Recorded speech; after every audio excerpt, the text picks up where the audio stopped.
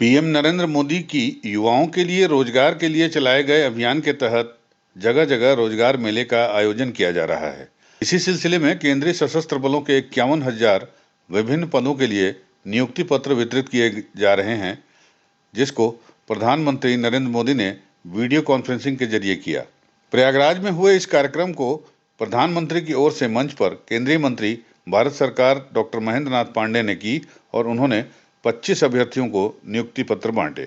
इस मौके पर केंद्रीय सशस्त्र बलों के कुल 600 चयनित अभ्यर्थियों को डॉक्टर महेंद्र नाथ पांडे के हाथों नियुक्ति पत्र वितरित किए गए, जिसमें सीआरपीएफ के 407 सिपाहियों को, सीमा सुरक्षा बल के 29, सीआईएसएफ के 20, असम राइफल्स के 35, आईटीबीपी के 84, सशस्त्र सीमा बल के 20 और एसएसएफ के 5 अभ्यर्थियों को नियुक्ति पत्र बांटे गए।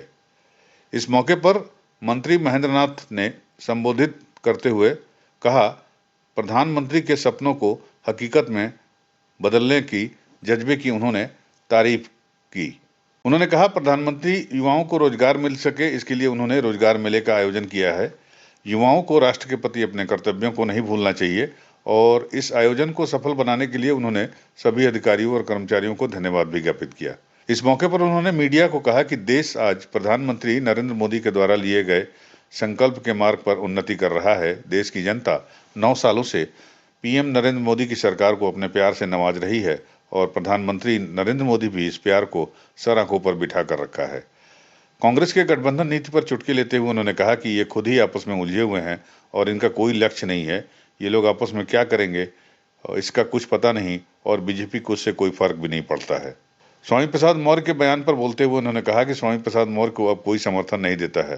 ये जो माननीय नरेंद्र मोदी जी ने केंद्रीय नियुक्तियों का संकल्प लिया था कि हम 1 वर्ष के अंदर 10 लाख से अधिक लोगों, नौजवानों को नियुक्ति पत्र देंगे, नौकरियां देंगे, उस क्रम में आज अब तक लगभग 10 लाख के संकल्प में 5,10,000 से अधिक नियुक्तियां दी जा चुकी हैं और आज 51,106 नियुक्ति पत्र देश में और आज जारी हुए।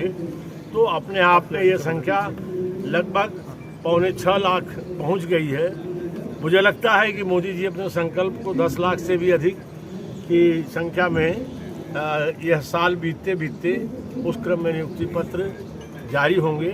और ये वे पद हैं जो केंद्र सरकार के नियुक्ति पद सृजित पद है।